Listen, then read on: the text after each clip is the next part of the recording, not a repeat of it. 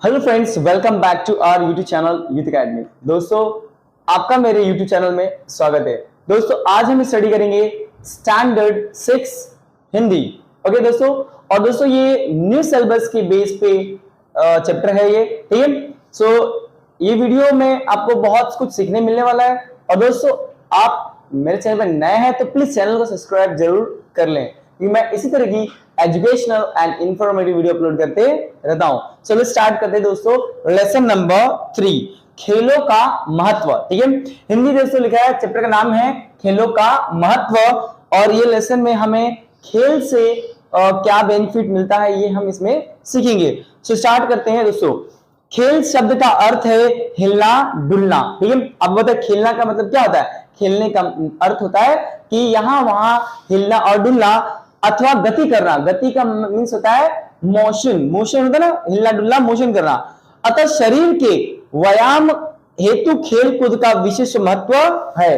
और आपको पता है कि खेल का जो होता है व्यायाम में बहुत ज्यादा महत्व होता है, क्योंकि हम जो जिम करते हैं तो उसमें भी क्या होता है, पूरा बॉडी का मूवमेंट होता है, जिसके कारण हमारा पूरा बॉडी जो है, जो शरीर है, एकदम मजबूत होता है। लेकिन खेल से तो ओवरऑल डेवलपमेंट होता है कि नहीं, हमारे सारे शरीर के अंगों का उपयोग होता है। भिन्न खेल शरीर की गति को नियम में बांधने से ही अस्तित्व में आए हैं, और अलग अलग जो शरीर के अंग है यह गतिविधियों से एक संयम में आते हैं। आदिकाल से ही लोग खेलों का आनंद लेते चले आ रहे हैं। आपको पता है बहुत टाइम से ही खेल का जो महत्व है लोगों को पता चल चुका है, और इसका एंजॉय भी वो करते हैं, बहुत एंजॉय करके वो खेलते भी हैं। ठीक है, आदिकाल से ही। अतः खेल की सामान्य परिभाषा नीचे दी गई है। अतः खेल की जो सामान्य परिभाषा नीचे दी गई है। ठीक है, तो कुछ नियम है खेल के, वो भी आपको समझना पड़ेगा। ठीक है, नियमों के अधीन कोई भी शारीरिक अथवा बौद्धिक प्रतियोगिता खेल कहलाती है। देखो, जो भी डिसिप्लिन से खेली जाने वाले खेल को क्या कहते हैं, खेल कहते हैं। किसी भी चीज को डिसिप्लिन से हम करते हैं वो खेल की कैटेगरी में आते हैं। और कई बार शारीरिक और बौद्धिक, शारीरिक शरीर से और बुद्धि से दोनों प्रकार के खेल हम खेलते हैं। जैसे कि अकेले खेले जाने वाले खेल, क्योंकि खेलों को दो भाग में बांटा गया है। खेलों को दो भाग में बांटा गया है। एक है अकेले खेले जाने वाले खेल, दूसरा है टीम के रूप में खेले जाने वाले खेल। आपको पता ही है, इंडिविजुअली अकेले अकेले हम खेलते हैं, ठीक है, और एक गेम होता है जो टीम के साथ खेलते हैं। क्रिकेट जैसे आपको पता ही है, हम टीम के साथ मिलकर खेलते हैं। ओके, चलिए देखते हैं दोस्तों, इसमें कुछ दिया गया उसको समझते हैं।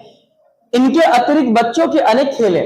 देखिए, पहले के समय आउटडोर गेम होते थे, बाहर जाके खेले जाते थे। अब तो इंडोर, स्पेशली बच्चे अभी मोबाइल से ज्यादा गेम खेलते हैं। ठीक है, ठीक है। अब देखिए, इसके अतिरिक्त बच्चों के अनेक खेल हैं जो इनमें से किसी भी वर्ग में नहीं आते हैं। ठीक है, दोनों को वर्ग जो बताया इस ग्रुप में आते नहीं। जैसे कि उन्हें सामान्य खेल कूद का नाम दिया गया, लेकिन सामान्य उसको नाम क्या दिया गया, खेल कूद का नाम दिया गया। ओके, खेल कूद से शरीर फुर्तीला तो बनता ही है, आपको पता है अच्छे से कि खेल कूद से हमारा शरीर जो है फुर्तीला बनता ही है। ठीक है, साथ ही इससे बल भी मिलता है। बल मीन्स ताकत भी हमको मिलती है। इसी कारण बच्चों के लिए खेल कूद अत्यंत आवश्यक है। इसलिए बच्चों को खेल कूद करना बहुत जरूरी है, खेलना चाहिए। देखिए, आप पढ़ाई करते हो, पढ़ाई बहुत अच्छी चीज है, साथ में आपके शारीरिक तंदुरुस्ती के लिए आपको थोड़ा सा बाहर टहलना, बच्चों के लिए स्पेशली खेलना चाहिए। ठीक है, जिससे मन उनका बहल जाए। इसके बिना बच्चे शरीर तथा मस्तिष्क का उचित विकास नहीं हो पाता। आपको वही बताया मैंने कि बच्चों का जो मानसिक विकास, सिर्फ पढ़ाई करेंगे तो ही नहीं वो याद हो पाएगा। जब तक ले शरीर एकदम क्या हो, तंदुरुस्त ना हो, मेंटली हम फिट ना हो, तो मस्तिष्क से हम मजबूत ना हो, तो क्या हमें कुछ याद रहेगा, नहीं रहेगा। ठीक है, आगे लिखा है कि दोस्तों कि इस तथ्य को आदिकाल से ही मानव समाज ने समझ लिया था। और ये तथ्य जो बता रहा हूं मैं आपको, ये आदिकाल के मानव, जो पहले के जो लोग थे, उनको पता चल चुका था। ठीक है, इसी कारण प्राचीन आश्रमों में गुरुजन शिष्यों की बौद्धिक शिक्षा के साथ साथ उन्हें शारीरिक व्यायाम वाले खेलों का भी अभ्यास करवाते थे। और उस समय जो गुरुजन थे, ठीक है, गुरुजन के द्वारा बौद्धिक शिक्षा तो देते थे, साथ में वह शारीरिक शिक्षा भी देते थे। ठीक है, खेल खिलाते थे। इन खेलों में युद्ध कलाएं भी सम्मिलित थी। आपको पता ही है, उनमें युद्ध कलाएं, क्योंकि उस समय क्या होती थी, युद्ध कलाएं भी की जाती थी। ठीक है, देखिए दोस्तों, वास्तव में शारीरिक व्यायाम का आरंभ स्वास्थ्य शिक्षा के रूप में 700 वर्ष पूर्व यूनान में हो गया था। आज से 700 साल पूर्व पीछे यह खेल का क्या हो गया था, आरंभ हो गया था यूनान में। स्थान स्थान पर किशोरों मतलब नौजवान, ठीक है, तथा युवा लड़कों के लिए व्यायामशालाएं बनवा दी गई थी। व्यायामशाला मीन्स जिम बना दी गई थी, जहां उन्हें स्वास्थ्य संबंधी शिक्षा दी जाती थी। वहां पे उनको अपने स्वास्थ्य तंदुरुस्ती के लिए शिक्षा दी जाती थी। यही युवक बड़े होकर सैनिक बनते थे, और जो लड़के जो थे जिम वगैरह करते ये आगे जाकर क्या बनते थे, सैनिक बनते थे। क्या बनते थे, सैनिक, ठीक है। इन व्यायामशालाओं में उन्हें थाली की आकृति की एक वस्तु फेंकने का अभ्यास भी करवाया जाता था। हम जैसे कहते हैं डिस्कस थ्रो, क्या कहते हैं, डिस्कस थ्रो। एक थाली तो बड़ा सा होता है, उसको घुमा करके आपको क्या होता है, फेंकना होता है, ठीक है, घुमा करके फेंकना होता है। और ये से गेम वगैरह खिला के उनके शारीरिक तंदुरुस्ती को बढ़ाई जाती है, ठीक है। और दोस्तों जिसे हम कहते हैं डिस्कस थ्रो, लिख के भी जाए, इस वस्तु को डिस्क कहा जाता था तथा इस खेल को डिस्कस थ्रो भी कहते थे। अभी मैंने आपको पहले बता दिया कि इस ऐसे खेल को क्या कहते थे, डिस्कस थ्रो, ठीक है। इन युवकों को भाला फेंकने की कला, ठीक है, क्या फेंकने सिखाई थी, भाला फेंकने की कला भी सिखाई जाती थी, ठीक है। इसके अतिरिक्त दौड़ लगाना, रनिंग हो गया, ठीक है, व्यायाम, शारीरिक व्यायामशाला करने तथा छलांग लगाने, लॉन्ग जंप भी, छलांग लगाने की भी पूरी जानकारी प्रदान की जाती थी। लॉन्ग जंप की भी ट्रेनिंग दी जाती थी। 18वीं शताब्दी में शारीरिक व्यायाम तथा विभिन्न खेल दिए गए तथा इनको स्वास्थ्य शिक्षा का नाम दे दिया गया। और इनका नाम क्या दिया गया, स्वास्थ्य शिक्षा, जिससे हमारा क्या हो, स्वास्थ्य क्या हो, मजबूत हो, स्ट्रांग हो, हम मेंटली क्या हो, फिट हो, हमारे मस्तिष्क के अच्छे से डेवलप हो, मस्तिष्क का डेवलप हो, हम सोचने लायक बने, ऐसा हमें इस खेलकूद से ही मिल जाता। ओके। जर्मनी के विद्यालयों में पाठ्यक्रम का एक नियमित भाग बना दिया गया था, इनको स्वास्थ्य शिक्षा का नाम दे दिया गया। और जर्मनी में दोस्तों ये खेल को एक उनके एकेडमिक ईयर का हिस्सा बना दिया गया कि वो उनको करना ही है।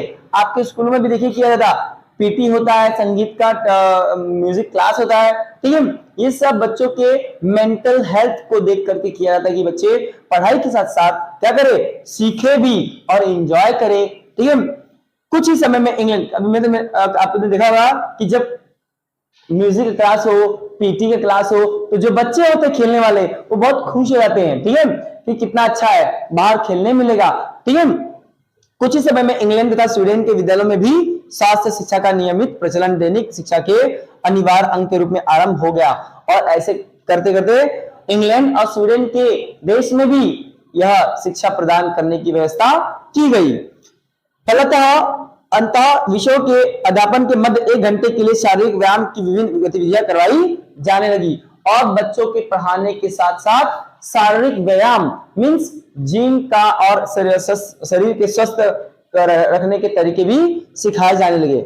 उद्देश्य यही था कि इसके पीछे उद्देश्य यही था कि बौद्धिक गतिविधियां हमारी मेंटल फिटनेस से कोई भी थकान तथा आलस को न्यूनता ताजगी में परिवर्तन करके छात्रों में नई स्फूर्ति लाई जा सके।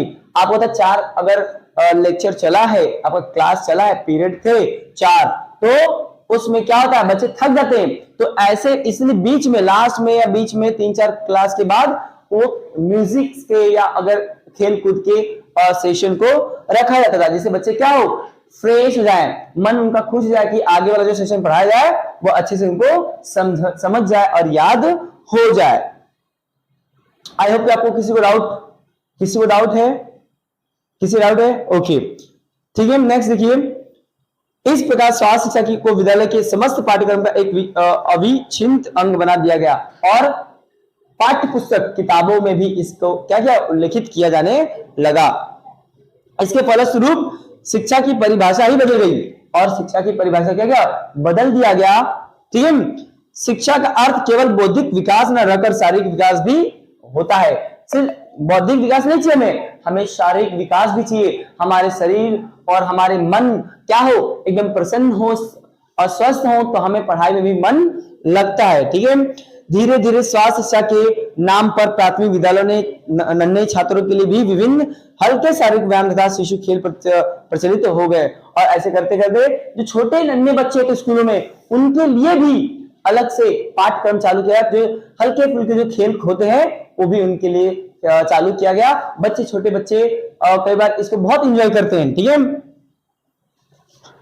इससे शिक्षा का रुचिकर होना ज्यादा स्वाभाविक था। और आपको पता है कि खेल कूद से ही ये शिक्षा में ज्यादा करके रुचि रखने लगे। रुचि मीन्स इंटरेस्ट, बच्चे इंटरेस्ट लगाने लगे।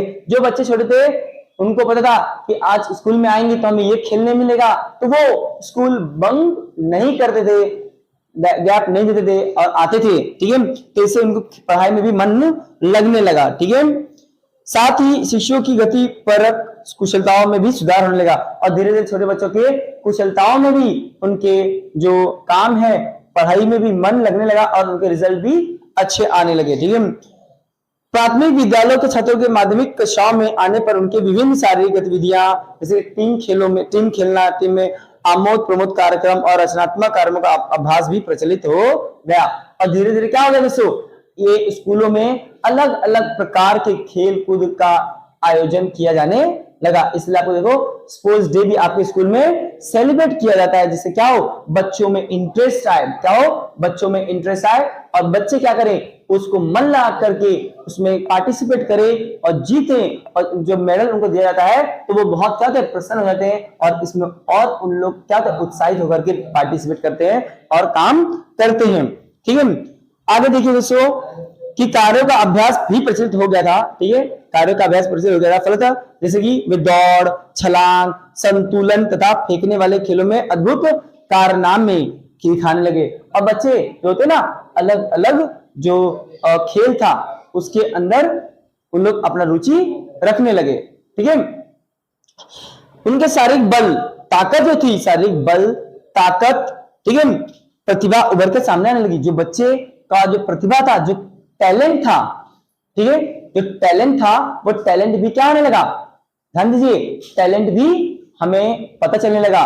ठीक है, और देखिए उनके शारीरिक बल, लचक, शरीर में लचकपन, फ्लेक्सिबिलिटी। जब गेम खेलते तो हम लोग देखिए, हमको दौड़ना, जब दौड़ते हैं तो हमारा शरीर एकदम फ्लेक्सिबल हो जाता है। क्या है, फ्लेक्सिबल। जो कोई भी काम होता है हम कोई भी इजीली काम कर लेते हैं। ठीक है, प्रतिभा उभर कर सामने आए। इसके परिणाम स्वरूप वे बड़े बड़े खेलों में भी भाग लेने में समर्थ हो गए और इस प्रकार वो धीरे धीरे क्या हो गया, बड़े बड़े खेल में पार्टिसिपेट, क्योंकि पहले स्टार्टिंग में छोटे छोटे काम में पार्टिसिपेट करते थे, अब वो बड़े बड़े खेलों में भी पार्टिसिपेशन करने लगे।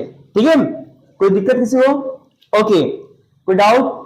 ओके, नेक्स्ट, आयु में और बड़े हो जाने पर विद्यालय को बड़े बड़े खेलों की उपांगिक गतिविधियों की शिक्षा दी जाने लगी। और ऐसे जैसे धीरे धीरे बच्चे बढ़ने लगे, उनकी एज बढ़ने लगी, तो उनको खेल कूद में भी आगे बढ़ाना शुरू कर दिया गया स्कूल के द्वारा। ठीक है, जैसे कि फुटबॉल के किक लगाना। ठीक है, छोटे बच्चे थे, छोटे छोटे गेम खिलाए जाते थे उनको, लेकिन जैसे ही बड़े होंगे बच्चे जो, उनको बड़े बड़े खेलों में भी पार्टिसिपेशन किया जाने लगा। जैसे फुटबॉल को किक मारना होता है, वॉलीबॉल के लिए पास देना होता है, पास दे वॉलीबॉल की मैं पास देकर आगे खेलते हैं, तथा लंबी और ऊंची छलांग लगाना आदि किशोरावस्था के अंतिम वर्षों की ओर पहुंचने के समय तक विद्यार्थी स्वयं बड़े बड़े खेलों में भाग लेने योग्य होने लगे। ठीक है, कि जैसे वो धीरे धीरे बड़े होने लगा, वो बड़े बड़े खेलों में खुद से पार्टिसिपेशन करने लगा।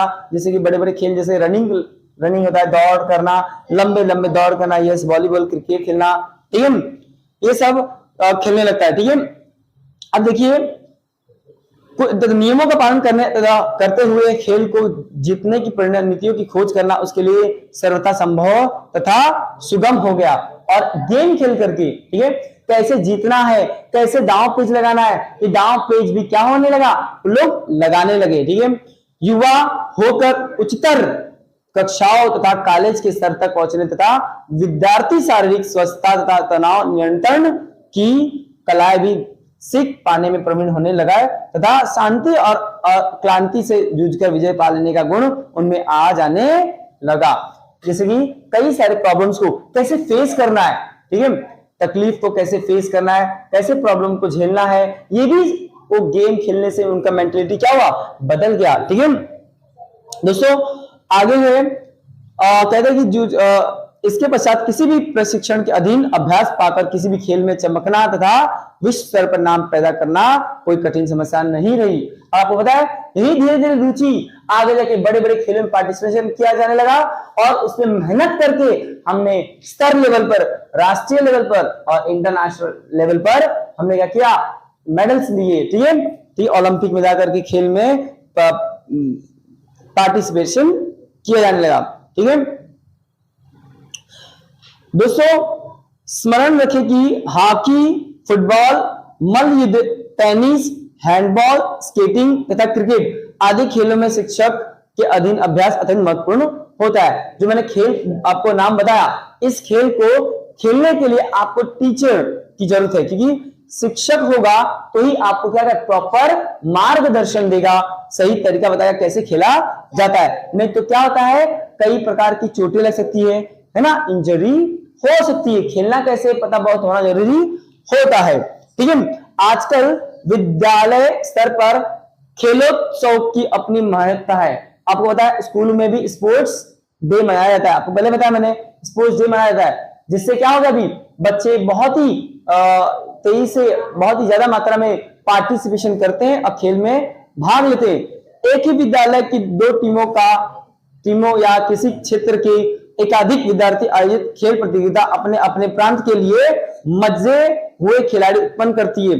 मतलब किसी क्षेत्र को अच्छे से काम करना है तो वहां पे प्रैक्टिस करते हैं और वहां से नए खिलाड़ी आते हैं और आगे जाके इंटरनेशनल और नेशनल लेवल पे अपना योगदान देते हैं। ठीक है दोस्तों, राष्ट्रीय टीमों का चयन किया जाता है। ऐसे में टीमें विश्व स्तर की प्रतियोगिताओं में भाग लेती है।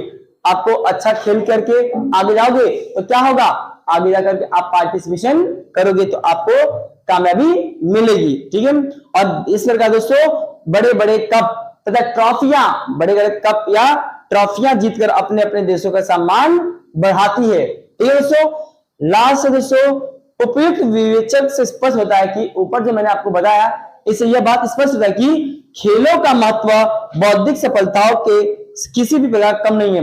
बौद्धिक सफलता जितना जरूरी है, दिमागी तौर से जितना मजबूत होना जरूरी है, उतना ही जरूरी है हमारे शारीरिक तौर से भी मजबूत होना। ठीक है, बौद्धिक क्षेत्रों में चमकने वाले सितारे साहित्य, बौद्धिक क्षेत्र में चमकने वाले सितारे साहित्य, विज्ञान, खगोल, विद्यालय आदि क्षेत्रों में अपने कर्तव्य दिखाते हैं। तो खेल जगत के सितारे खेल के मैदानों और युद्ध क्षेत्रों में, ठीक है, जो होते वो अपना योगदान निभाते हैं।